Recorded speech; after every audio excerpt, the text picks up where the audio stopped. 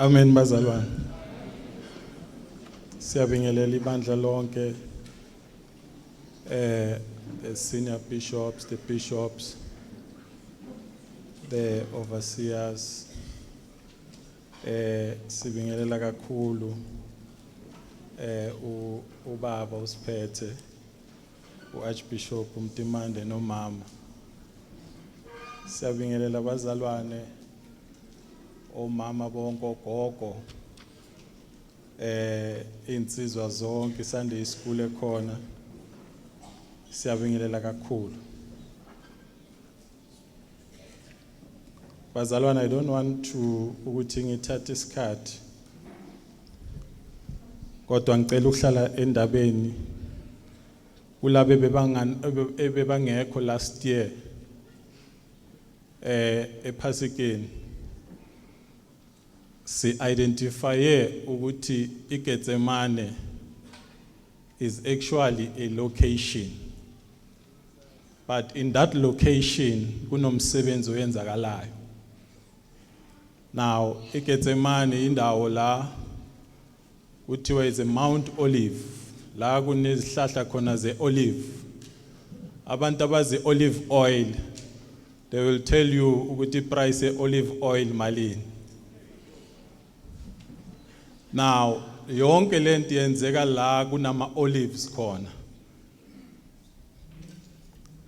Now why iGetsemane ibalulekile bazalwane?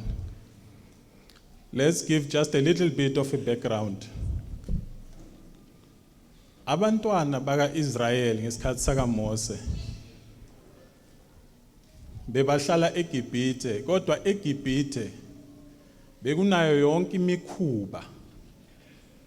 Now umuntu uma asurroundwe yimikhuba, it's either kwenzeka izinto ezithu, it's either uchintsha umkhuba or umkhuba uchintsha yena. So those are the things that happens if umuntu asurroundwe yimikhuba. So in this case abantwana baka Israel, they were corrupted by indlela ebebaphila ngayo noma inqubo yempilo yase-Israel yase-Gibhithe. Now they are corrupted. So nabaphuma lapha, I want to shorten this one. Nabaphuma lapha, uNkulunkulu through uMose ubapha umthetho. Now let's talk about the principle yomthetho.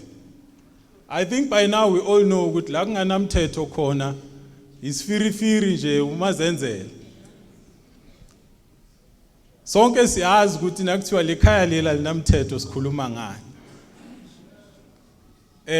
Siyazi ukuthi nakuthiwa lo mntwana lo kwangathi ubuye ekhayeni elinganamthetho, siyazi ukuthi sikhuluma ngani. Now ubapha umthetho, which is the law. Now what is the law? Laba ebenza i-basic principle of law esikolweni. The basic principle of law bazokutshela ukuthi law is based or is formed ukuthi umuntu number 1 abe nomthetho. A country without the law, umuntu amanazenzele nje, is a problem. So i-law iletha i-order, i-law iletha i-accountability. La kunomthetho khona you must account because kunomthetho. Now, i-law is about good governance. Imagine if bebathatha tax and there is no law ukuthi tax kufanele isebenze kanjani la eSouth Africa.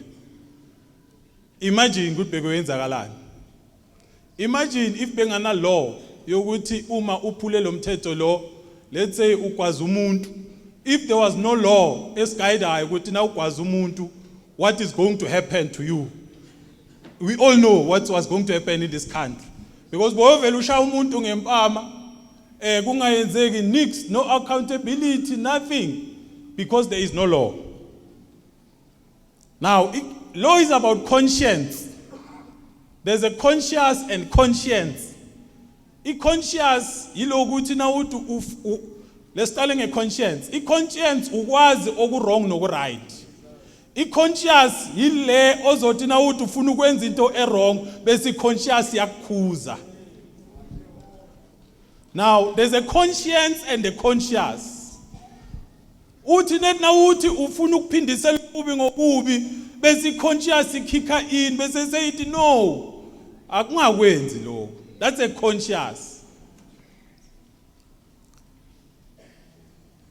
Now la kune law khona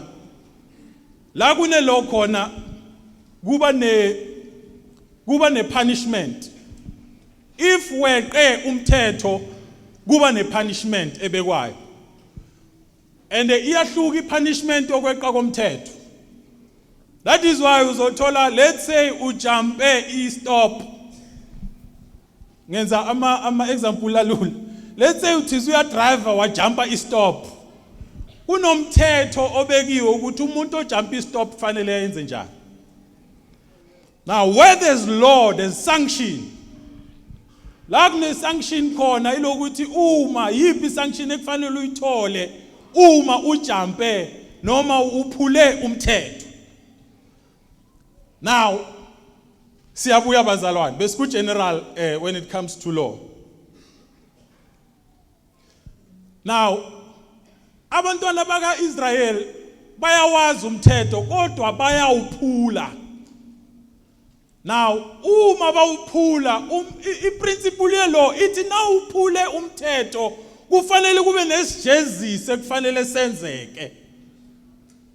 In this case abantwana baka Israel nabaphula umthetho ekhaya ezulwini labanike khona umthetho kuba khona ukuthi labantwana mababhujiswe ngoba baphule umthetho. Kunalento ekhona ukuthi siphila ngelaw or siphila ngegrace or ngemercy.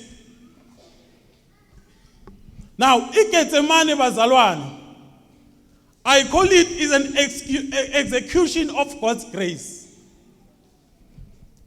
Njengendawo ekuthiwa iGetsemane yila kukhiqizwa khona. iGetsemane ifana nala kukhiqizwa khona.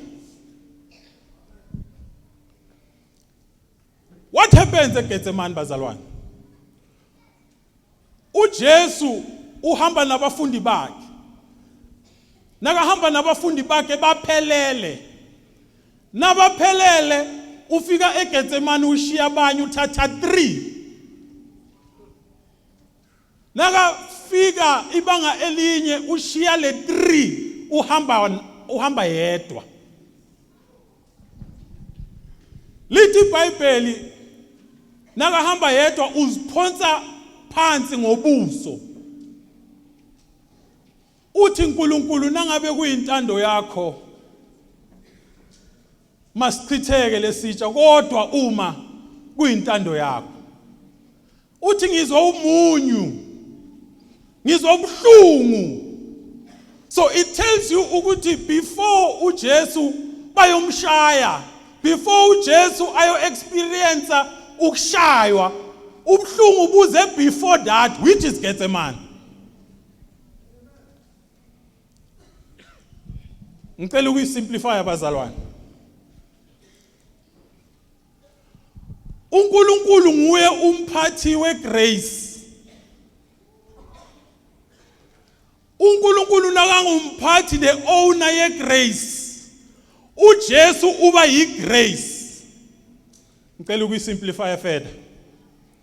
uNkulunkulu ufana njengomakhenika owner amathuluzi. Bese uJesu uba yithuluzi. Now ithuluzi angeke lisebenze umnikazi wethuluzi angakashonga ukuthi kufanele liyosebenza kuphi kanjani. Laba baziyo bazokutshela ukuthi kunamagaraji ahlukile la kulungiswa khona imoto. Kunalama garage lawo ekuthiwa kungangene workshop. Imoto yakho uzoyithola sey right. Bese kuba nalama garage lawa wasezitradini wabafowethu abaphandayo. Ubona konke okwenzakalayo lapho. Now in this case iGetsemane uJesu shiya abafundi ubashiye emuva uyongena eGetsemane la ayoshaya khona ngobuso ayedwa, because kunezindawo la abanye abantu engafanelanga babe exposed kuzo kodwa ungene uyi-one. Ukuthi kwenzakalani ngale kwe-workshop, you will never know, because manje ngale ukhona umsebenzi owenziwayo, uthenjisiwe, uyifaka imoto igula, kodwa ukuthi kwenzakalani kuthiwa no person beyond this point, only the staff. Now iGetsemane ifana ne-workshop, iGetsemane ifana ne-workshop la kwasetshenzwa khona kungaboni umuntu. That is why uJesu nakabuyela abathola abalele akabatshela ukuthi kwenzakalani ngale. The only thing I show you, uthi why nilala? Uyabuyela futhi ngale usho the very same thing, uthi uNkulunkulu masichithekele sitsha kodwa intando yakho. Because ithulusi alizikhethela umsebenzi, ithulusi liyatshelwa ukuthi kufanele lenzeni sikhathi bani. Let your will be done. Ungasibeka isipanera la, kodwa umnikazi wesipanera angakasithathanga wathatha isipanera wasebenza ngaso, isipanera uzobuya usithole la. uJesu ufana nethulusi, umnikazi wethulusi kuNkulunkulu. iGetsemane la sangena khona ngegrace.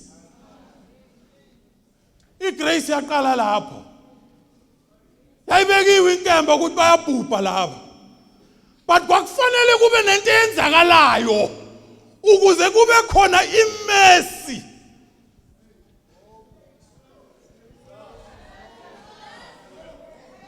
Yini imesi? Imesi yinto engena phakathi kokufa bese yoniyama ithi lo angafi ngikhona mina. iGetsemane kwakukhandwa imesi. That is why abantwana baka-Israyeli ubhubha zakhe bakuthole, because kwaba neGetsemane. uJesu wangena phakathi kokufa.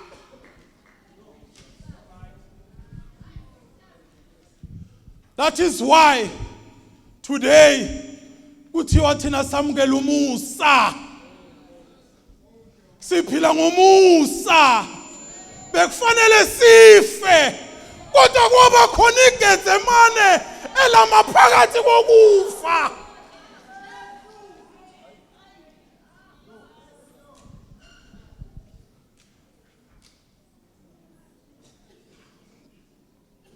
Now lithi iBhayibheli uJesu kwahlangana igazi nomjuluko. Awukubuza abantu basezimbonini, awukubuza abantu basezimbonini ukuthi la kusetshenzwa khona kwenzakalani. Awubuza abantu basezimbonini ukuthi nakusetshenzwa kwenzakalani, because akutholakala umjuluko kuphela la kusetshenzwa khona. Angikhulumi ngala kudlala khona, ngisho la kusetshenzwa khona ngoba negazi uyalithola ngoba kuyasetshenzwa lapho.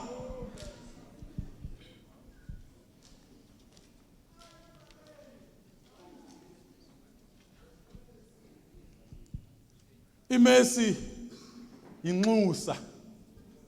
iGetsemane kwakukhandwa inxusa. iGetsemane kwakukhandwa isiviko. iGetsemane kwakukhandwa hayi ukuthi iGetsemane lani nesiviko. iGetsemane belinganasiviko, kwakukhandwa isiviko esizovimba ukufa.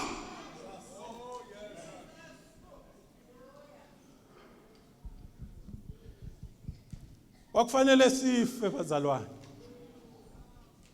because uma uphula umthetho, iprinciple ithi kufanele kube nesijezo. That is a principle of law. That is a principle of law. Uma uphula umthetho kufanele ukuthi kube nesijezo. But ngenxa yeGetsemane bazalwane kwaba yistart sesiphambano. iGetsemane ngicela ukuhlala phansi but ngicela ukusho lokho kokugcina. iGetsemane isiphambano nokushaywa lobuhlungu lobo kahle bese sekuba i-output. Ma results weGetsemane bese sekupheleliswa kodwa isiqalo sibe siseGetsemane isiphambano isipheleliso. That is why uma ubuzwa kuthiwa uphila ngani wena bese uthi ngomusa ngiyaphila ngomusa. Nabathi uphila ngani uthi umusa. But kufanele understand ukuthi umusa wakhandwaphi. Siyabonga abazalwane Nkosi ibusise. Izwi lokuqala baba bathethelele by Lady Pastor Khumalo.